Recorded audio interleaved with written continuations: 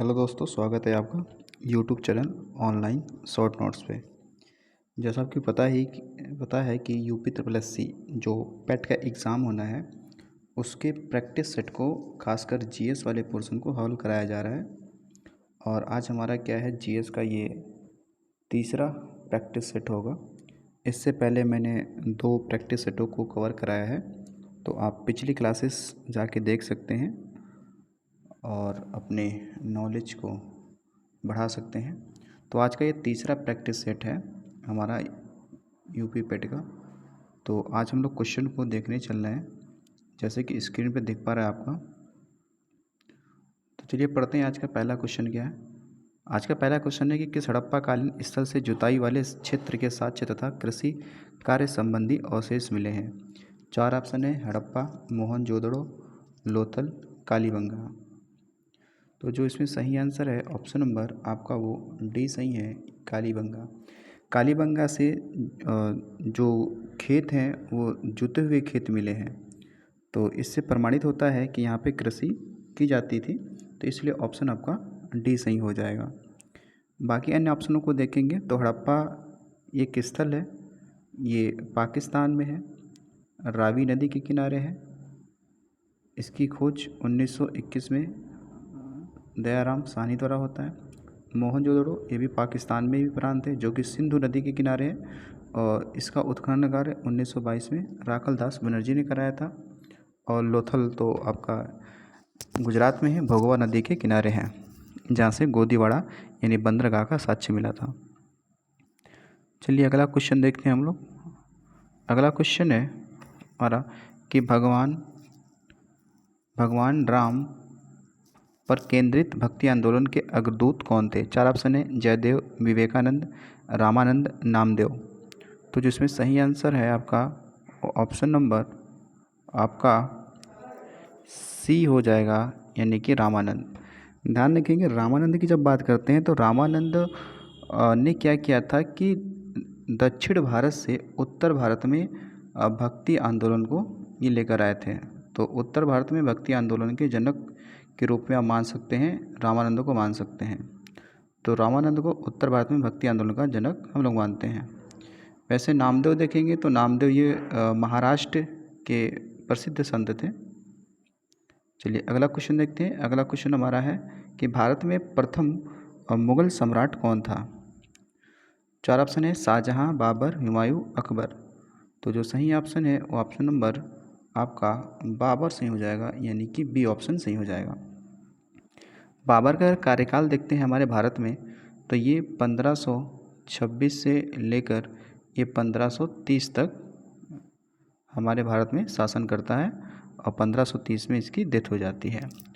तो बाबर कहाँ से आया था, तो अफ़गानिस्तान से आया था। अगर आप मुग़ल शासकों के अगर क्रम देखेंगे शासकों का, तो पहले देखिए, पहले बाबर आया, उसके बाद में हुमायूं आता है, हुमायूं के बाद में आप देखेंगे तो अकबर आएगा, अकबर के बाद में देखेंगे तो जहांगीर आएगा, फिर शाहजहाँ आएगा, और फिर औरंगजेब आएगा। ठीक है, फिर औरंगजेब आएगा। तो ऐसे इनका क्रम याद रख लेंगे: बाबर, हुमायूं, अकबर, जहांगीर, शाहजहाँ और औरंगजेब। ठीक है, तो औरंगजेब जो होता है, इसकी जो डेथ होती है वो 1707 में होती है। ठीक है, 1707 में। तो ये मुगलों का एक क्रम होता है। चलिए अगला देखते हैं। अगला क्वेश्चन हमारा है कि अष्ट प्रधानमंत्री परिषद किसके राज्य प्रबंधन में सदस्यता करती थी। 4 ऑप्शन है: चंद्रगुप्त मौर्य, बिंदुसार, अशोक या शिवाजी। तो जो सही आंसर इसमें है वो ऑप्शन नंबर आपका डी सही हो जाएगा, यानी कि शिवाजी।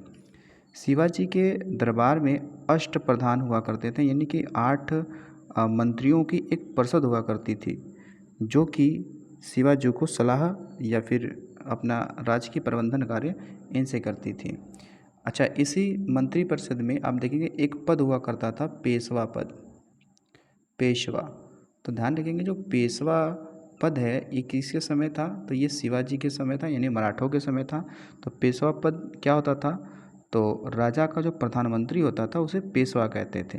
तो पेशवा एज ए प्रधानमंत्री एक पोस्ट हुआ करता था।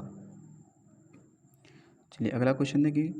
अगला क्वेश्चन है क्वेश्चन नंबर 5 कि प्रसिद्ध जैन जल मंदिर भारत के किस राज्य में स्थित है। 4 ऑप्शन है गुजरात, उत्तर प्रदेश, छत्तीसगढ़, बिहार। तो जो सही ऑप्शन है ऑप्शन नंबर आपका वो डी सही है, यानी कि बिहार। देखिए जो जैन जल मंदिर है ये पावापुरी में है, ठीक है, पावापुरी। तो पावापुरी जो स्थान है ये हमारे बिहार के नालंदा, एक ज़िला पड़ता है नालंदा, तो नालंदा ज़िले में है पावापुरी, जहाँ पर जो आपके जैन धर्म के 24वें तीर्थंकर महावीर स्वामी के क्या हुआ था, निधन हुआ था। तो इसलिए यहाँ पर जो मंदिर बनाया गया है ये जैनियों के लिए प्रसिद्ध है। तो जैनी जल मंदिर कहाँ पे है, तो पावापुरी में है। पावापुरी कहाँ पड़ता है, तो बिहार में पड़ता है। और क्यों प्रसिद्ध है, क्योंकि जैन धर्म के 24वें तीर्थंकर जो महावीर स्वामी है उनका यहाँ पे निधन हुआ था। अच्छा एक चीज़ और भी ध्यान रखिएगा कि जो जैन धर्म के संस्थापक अगर पूछे तो आपको ऋषभ देव बताना है कि जैन धर्म के संस्थापक ऋषभ देव हैं, जबकि जैन धर्म के वास्तविक संस्थापक आपके महावीर स्वामी ही माने जाते हैं। ठीक है, चलिए अगला देखिए सवाल। अगला सवाल है हमारा क्वेश्चन नंबर 6 कि श्रीमती एनी बेसेंट कांग्रेस की अध्यक्ष कब निर्वाचित हुई। 4 ऑप्शन है अमृतसर अधिवेशन 1919, कलकत्ता अधिवेशन 1917, बम्बई अधिवेशन 1918, लखनऊ अधिवेशन 1916। तो जो सही आंसर है ऑप्शन नंबर वो आपका बी सही है, यानी कि कलकत्ता अधिवेशन 1917। देखिए भारतीय राष्ट्रीय कांग्रेस की जब बात करते हैं तो इनमें जो 3 डेट है वो इम्पोर्टेंट है, जिस समय महिलाओं के हाथ में क्या रही, अध्यक्षता रही थी। तो आप देखेंगे एक तो अध्यक्षता ये 1917। तो जो श्रीमती एनी बेसेंट है ये भारतीय राष्ट्रीय कांग्रेस की पहली महिला अध्यक्ष थी। ध्यान रखने का, पहली महिला अध्यक्ष कौन है, तो वह है श्रीमती एनी बेसेंट। जबकि जब बात चलेगी कानपुर अधिवेशन की, ठीक है, कानपुर अधिवेशन की बात चलेगी तो ये कब हुआ था, 1925 में हुआ था। ठीक है, 1925 में। तो जो कानपुर अधिवेशन 1925 में हुआ था इसमें जो अध्यक्ष थी वो कौन थी, तो सरोजिनी नायडू थी। कौन थी, सरोजिनी नायडू। तो सरोजिनी नायडू भारतीय राष्ट्रीय कांग्रेस की पहली भारतीय महिला अध्यक्ष थी, सरोजिनी नायडू। इसके बाद में जो एक समय आता है वो आपका है कौन सा, तो 1933 का। तो 1933 में भी आप देखेंगे तो जो गांगुली कादम्बनी है, ठीक है, वो भी क्या एक महिला ही थी। तो वो भी क्या थी, एक भारतीय राष्ट्रीय कांग्रेस की महिला अध्यक्ष ही चुनी गई थी, जो तीसरी हो सकती हैं और भारत की दूसरी है। तो गांगुली कादम्बनी 1933 में। अगर आप डेट याद रखेंगे मतलब सन, तो देखिए 1917 फिर आपका 1925। तो 1917 में श्रीमती एनी बेसेंट, 1925 में आपकी सरोजिनी नायडू, 1933 में तो कादम्बनी जो आपकी हैं गांगुली कादम्बनी वो बनी थी। तो ऐसे आपको डेट याद रखना है, सन याद रखना है, 8 साल का अंतर है। चलिए अगला क्वेश्चन देखते हैं। अगला क्वेश्चन है कि बंगाल का विभाजन कब हुआ था। तो 4 ऑप्शन है 15 अक्टूबर 1905 को, 15 नवंबर 1905 को, और 15 सितंबर 1905 को, या 15 अगस्त 1905 को। तो देखिए जो सही आंसर आपका है वो ऑप्शन नंबर आपका ए सही है। इस ऑप्शन के अकॉर्डिंग अगर देखा जाए, अगर इस ऑप्शन के अकॉर्डिंग देखा जाए तो यही आपका ऑप्शन क्या हो जाएगा, आपका सही हो जाएगा। क्योंकि वैसे तो कई सारे पुस्तकों में 16 अक्टूबर दिया हुआ है, 16 अक्टूबर 1905 को बंगाल विभाजन हुआ था। ठीक है, जबकि निर्णय लेने की बात करेंगे तो निर्णय जब लेने की बात करते हैं तो जो निर्णय है, निर्णय कब लिया गया, डिसीजन कब लिया गया कि बंगाल विभाजन किया जाएगा, तो ये लिया गया था 20 जुलाई को। ठीक है, 20 जुलाई को निर्णय लिया गया था कि बंगाल विभाजन होना है। निर्णय कौन लेगा, तो उस समय 1905 में लॉर्ड कर्जन होते हैं, उन्होंने ये निर्णय लिया था। लेकिन आप ध्यान रखेंगे कि होता क्या है कि एक समय आता है 7 अगस्त का। तो 7 अगस्त को बंगाल विभाजन के विरोध में स्वदेशी आंदोलन चलाया जाता है। पूरे बंगाल में ये स्वदेशी आंदोलन चलता है। जबकि बंगाल विभाजन रद्द कब हुआ, तो रद्द होने की बात होगी तो 1911। इस समय गवर्नर कौन थे, तो जो लॉर्ड हॉर्डिंग आपके सेकंड थे वो इस समय गवर्नर थे। तो लॉर्ड हार्डिंग द्वितीय ने क्या किया था, बंगाल विभाजन को रद्द किया था, ये ध्यान रखेंगे आप। तो बंगाल विभाजन कब हुआ, 1905 में। चलिए ये क्वेश्चन देखिए कि अनुशीलन समिति का संबंध किससे है, भगत सिंह से, बी.डी. सावरकर से, दादा भाई नौरोजी से, या फिर पी मित्रा से। ठीक है, तो देखिए यहाँ पे जो सही ऑप्शन है इस प्रश्न के अकॉर्डिंग वो तो फिलहाल के लिए आपका पी मित्रा ही सही होगा। देखो अनुशीलन समिति की आपकी क्या थी, 2 शाखाएं थी, एक कोलकाता में थी और एक आपके ढाका में थी। तो जो ढाका अनुशीलन समिति थी उसकी स्थापना 1900 देखेंगे तो 4 में होती है, 1904 में होती है, और इसके जो संस्थापक होते हैं वो पी मित्रा और पुलिन दास होते हैं। तो ये ढाका वाला ही पूछ रहा है, तभी ऑप्शन में पी मित्रा दिया हुआ है। अगर पी मित्रा नहीं होता तो होता क्या है कि 1907 में अनुशीलन समिति की स्थापना होती है। कहाँ पे होती है, तो कोलकाता में होती है, जिसके संस्थापक वारिंदर कुमार घोष और भूपेंद्र नाथ दत्त होते हैं। तो ये 2 लोग होते हैं। तो हालांकि ये कोलकाता वाला नहीं पूछ रहा है, ये ढाका वाला पूछ रहा है, तभी ऑप्शन में पी मित्रा है। ठीक है, बाकी बी.डी. सावरकर ने तो अभिनव भारत की क्या की थी, स्थापना की थी बी.डी. सावरकर ने। तो ये कुछ क्रांतिकारी संगठन थे जो कोलकाता यानी पश्चिम बंगाल वाले हिस्से में क्या थे, एक्टिव हुआ करते थे। चलिए अगला देखते हैं। क्वेश्चन नंबर हमारा 9 है कि भारत में गर्म दलीय आंदोलन का पिता किसे माना जाता है, लाल बहादुर शास्त्री, बाल गंगाधर तिलक, बिपिन चंद्र पाल या सुभाष चंद्र बोस। तो जो इसमें सही ऑप्शन है आपका वो ऑप्शन नंबर आपका क्या है, बी सही हो जाएगा, बाल गंगाधर तिलक। तो बाल गंगाधर तिलक जो हैं ये गर्म दल के क्या थे, नेता थे, और वो लीड भी कर रहे थे इसे। तो आप देखेंगे गर्म दल के नेता जैसे कुछ आप मिल जाएंगे, जैसे लाल बाल पाल और घोष की बात करते हैं। तो लाल की बात करें लाला लाजपत राय, ठीक है, बाल यानी कि बाल गंगाधर तिलक, पाल यानी बिपिन चंद्र पाल, और घोष यानी अरविंद घोष।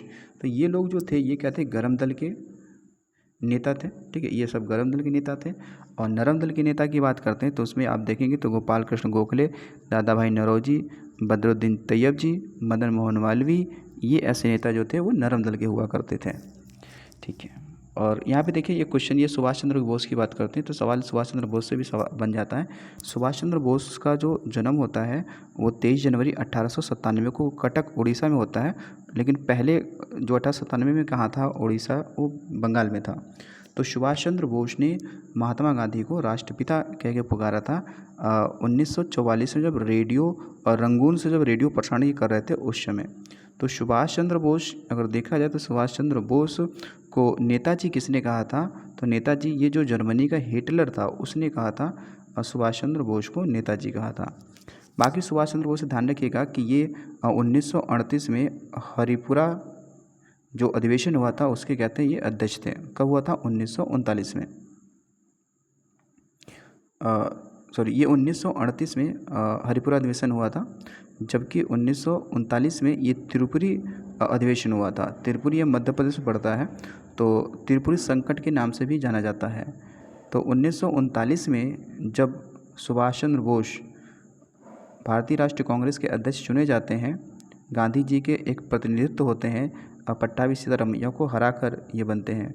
तो बाद में 1939 में सुभाष चंद्र बोस जब इस्तीफा दे देते हैं तो उसके बाद में डॉक्टर राजेंद्र प्रसाद 1939 में क्या बनते हैं, तो अध्यक्ष बनते हैं भारतीय राष्ट्रीय कांग्रेस के। लेकिन 1939 में ही सुभाष चंद्र बोस क्या करते हैं कि अपना ये फॉरवर्ड ब्लॉक, यानी कि सुभाष चंद्र बोस देखेंगे तो 1939 में ये क्या करते हैं, फॉरवर्ड ब्लॉक की स्थापना करते हैं। ठीक है, फॉरवर्ड ब्लॉक की स्थापना करते हैं। सुभाष चंद्र बोस की 2 पुस्तकें फेमस हैं, एक तो है आपका इंडियन स्ट्रगल और दूसरा है आपका पिलग्रिज्म स्ट्रगल। ठीक है, या इंडियन पिलग्रिज्म। ठीक है, इंडियन पिलग्रिज्म और इंडियन स्ट्रगल, इनकी 2 पुस्तकें हैं जो कि प्रसिद्ध हैं। चलिए अगला क्वेश्चन देखते हैं। क्वेश्चन नंबर अगला है कि गदर पार्टी के एक प्रमुख नेता इनमें से कौन थे, लाला हरदयाल, बाल गंगाधर तिलक, गोपाल कृष्ण गोखले, सुभाष चंद्र बोस। तो जो सही ऑप्शन आपका इसमें है वो ऑप्शन नंबर आपका ए सही है, यानी कि लाला हरदयाल। देखिए लाला हरदयाल ने क्या किया था कि नवंबर 1913 में गदर पार्टी की स्थापना की थी। कहाँ की थी, तो यूएसए में। तो यूएसए में एक प्रांत पड़ता है सैन फ्रांसिस्को, तो सैन फ्रांसिस्को में गदर पार्टी की स्थापना लाला हरदयाल ने की थी। तो यानी कि गदर पार्टी के संस्थापक कौन हुए? तो लाला हरदयाल हुए। लेकिन आप देखेंगे सोहन सिंह, बात करते हैं सोहन सिंह की, तो जो सोहन सिंह हैं, तो सोहन सिंह क्या थे कि इसके गदर पार्टी के क्या थे? अध्यक्ष थे। ध्यान देंगे कि गदर पार्टी के अध्यक्ष कौन थे? तो ये सोहन सिंह थे। तो सोहन सिंह गदर पार्टी के अध्यक्ष थे। वैसे अगर बात करें तो गदर पार्टी के सदस्यों के रूप में बात करें तो गदर पार्टी के सदस्य देखेंगे तो मैडम भीखाजी कामा भी थी, बरकतुल्ला भी इसमें शामिल थे। इसके अलावा इसमें से और कई लोग शामिल थे। तो ये सदस्यों के रूप में क्या होते हैं? शामिल होते हैं। चलिए अगला क्वेश्चन देखिएगा, मानस किस नदी की सहायक नदी है? गंगा, ब्रह्मपुत्र, महानदी, गोदावरी। तो जो इसमें सही आंसर आपका है वो ऑप्शन नंबर आपका देखिएगा सी सही हो जाएगा, यानी कि ब्रह्मपुत्र। देखिए मानस जो नदी है ये आती है कहाँ से? भूटान से। तो ये भूटान से नदी आती है मानस, और हमारे देखेंगे तो अरुणाचल प्रदेश में ये मिल जाती है किससे? ब्रह्मपुत्र से ये मिल जाती है। हालांकि ब्रह्मपुत्र से आगे और जब हिस्सा पड़ता है असम वाले क्षेत्र में तो वहाँ मिल जाती है। तो मानस नदी, मानस जो राष्ट्रीय उद्यान है असम में, तो मानस राष्ट्रीय उद्यान से ये होकर गुजरती है आपकी नदी। तो इस नदी के नाम पे ही ये असम में मानस राष्ट्रीय उद्यान का नाम पड़ा हुआ है। तो जो मानस नदी है ये ध्यान रखेंगे कि असम वाले क्षेत्र में ब्रह्मपुत्र से आके मिल जाती है। लेकिन ब्रह्मपुत्र के बारे में आपको ध्यान रखना है, सवाल कुछ बन जाते हैं कि ब्रह्मपुत्र नदी को बांग्लादेश में क्या कहते हैं? इसको बांग्लादेश में ध्यान रखिएगा, इसे जमुना कहते हैं। बांग्लादेश में इसे क्या कहते हैं? इसे जमुना कहते हैं। ठीक है, जमुना कहते हैं। ब्रह्मपुत्र को चाइना में क्या कहते हैं? तो इसे कहते हैं यारलुंग सांगपो। ठीक है, यारलुंग क्या बोलेंगे? यारलुंग सांगपो कहते हैं। ठीक है, यारलुंग सांगपो कहते हैं। जबकि ब्रह्मपुत्र को अरुणाचल प्रदेश में इसे क्या कहेंगे? इसे कहते हैं दिहांग। क्या कहते हैं? इसे दिहांग कहते हैं। और असम में तो ब्रह्मपुत्र ही कहते हैं। तो ब्रह्मपुत्र नदी हमारे भारत के 3 राज्यों में प्रवाहित होती है, अरुणाचल प्रदेश, असम और मेघालय। तो सबसे ज़्यादा हिस्सा असम में और सबसे कम मेघालय में। तो ब्रह्मपुत्र नदी भारत की सबसे चौड़ी नदी है और सबसे गहरी नदी भी मानी जाती है ब्रह्मपुत्र।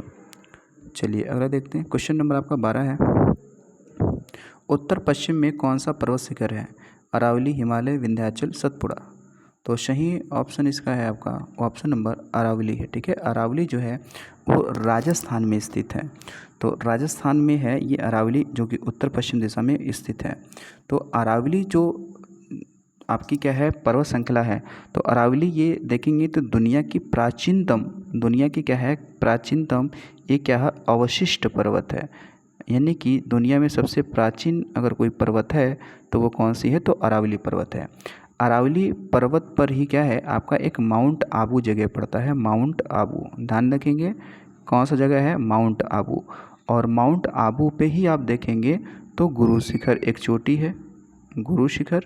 तो जो गुरु शिखर आपकी चोटी है, कौन सी? गुरु शिखर।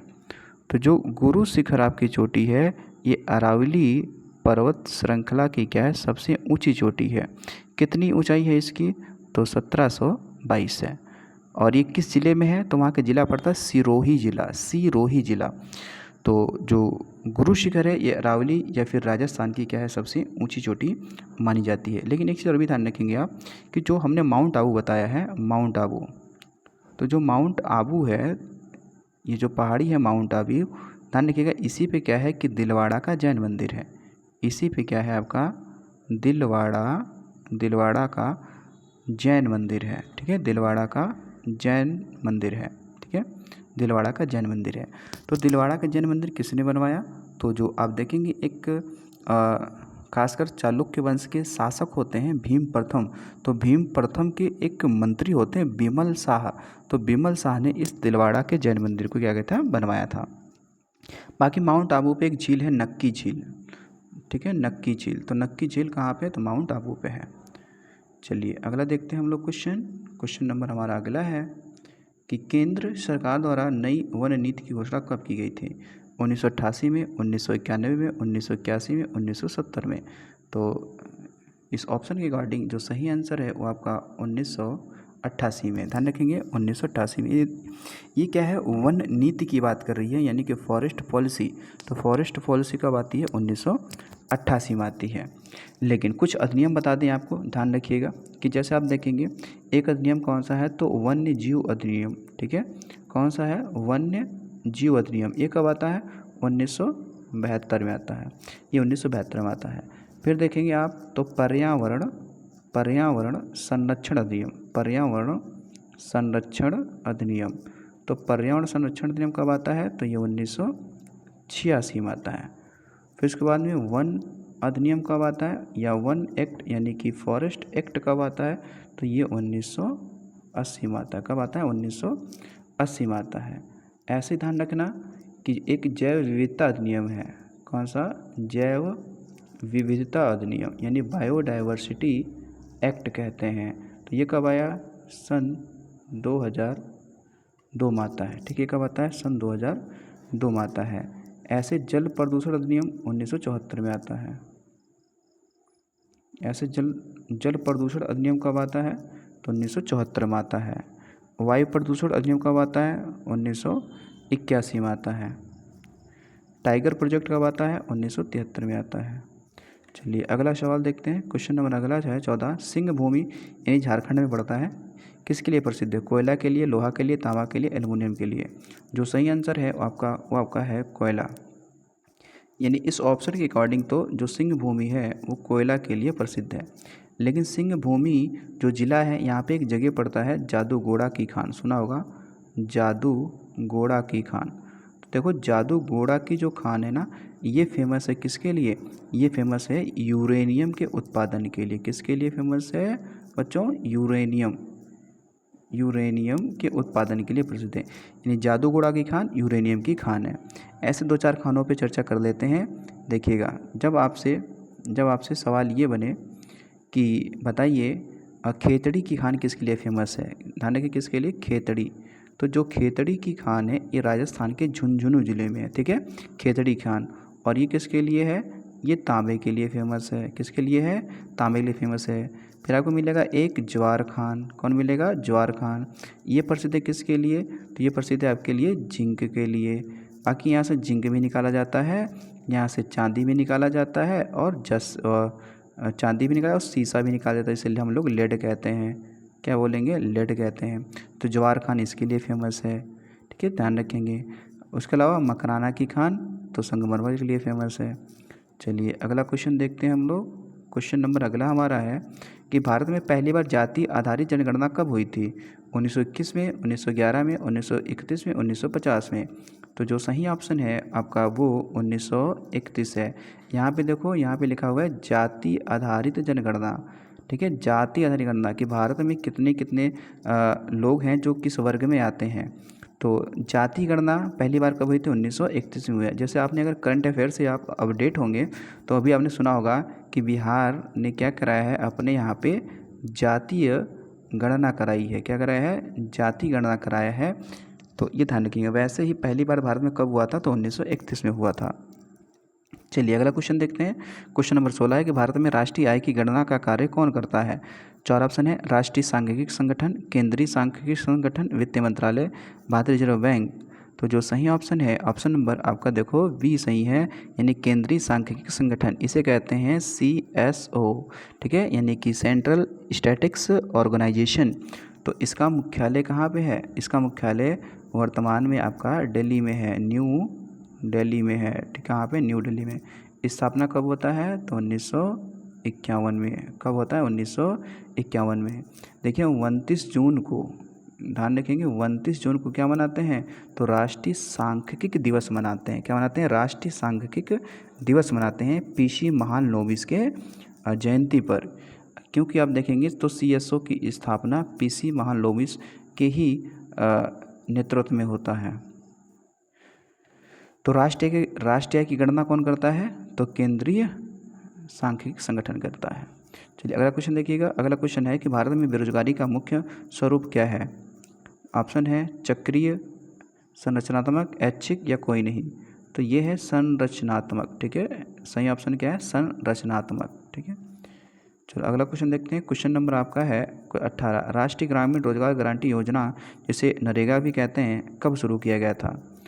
4 ऑप्शन आपके हैं, 2 फरवरी 2005 को, 11 मार्च 2000 को, 2 फरवरी 2006 को या 11 मार्च 2006 को। तो देखिए जो सही ऑप्शन है इसमें वो ऑप्शन नंबर आपका डी सही हो जाएगा, सॉरी ऑप्शन नंबर आपका सी सही हो जाएगा, 2 फरवरी 2006 को। तो ये लागू कहाँ से होता है? तो ये लागू जो होता है या शुरुआत कहाँ से होता है? तो ये आंध्र प्रदेश से होता है। कहाँ से होता है? आंध्र प्रदेश से होता है। आंध्र प्रदेश में एक ज़िला पड़ता है अनंतपुर। क्या पड़ता है? अनंतपुर। तो अनंतपुर ज़िले से ही क्या होता है? लागू होता है पहली बार कब? 2 फरवरी 2006 को।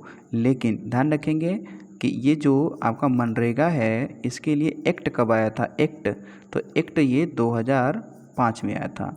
ठीक है, तो एक्ट 2005 में आया था, जबकि लॉन्च कब हुआ था? 2006 में हुआ था। कहाँ से लॉन्च हुआ था? तो अनंतपुर ज़िला आंध्र प्रदेश से लागू हुआ था। चलिए अगला क्वेश्चन देखेंगे। क्वेश्चन नंबर आपका 19 है कि भूदान आंदोलन किसके द्वारा प्रारंभ किया गया था? 4 ऑप्शन है, सुभाष चंद्र बोस, जवाहरलाल नेहरू, महात्मा गांधी, विनोबा भावे। तो सही आंसर आपका है विनोबा भावे यानी कि डी। देखिएगा जो विनोबा भावे की बात करते हैं तो विनोबा भावे ने क्या किया था कि 1951 में भूदान आंदोलन को चलाया था। कहाँ से चलाया था? तो देखिए हैदराबाद जो है उसी के पड़ोस में एक गांव पड़ता था पोचमपल्ली। ठीक है, पोचमपल्ली। तो पोचमपल्ली जो गांव है ये कहाँ पे है? तो हैदराबाद में है। हैदराबाद किस ज़िले में पड़ता है? तो तेलंगाना में पड़ता है। ठीक है, तेलंगाना में है। ठीक है, तेलंगाना में पड़ता है ये तो पोचमपल्ली। तो ये भूदान आंदोलन क्या था? इसे ग्राम,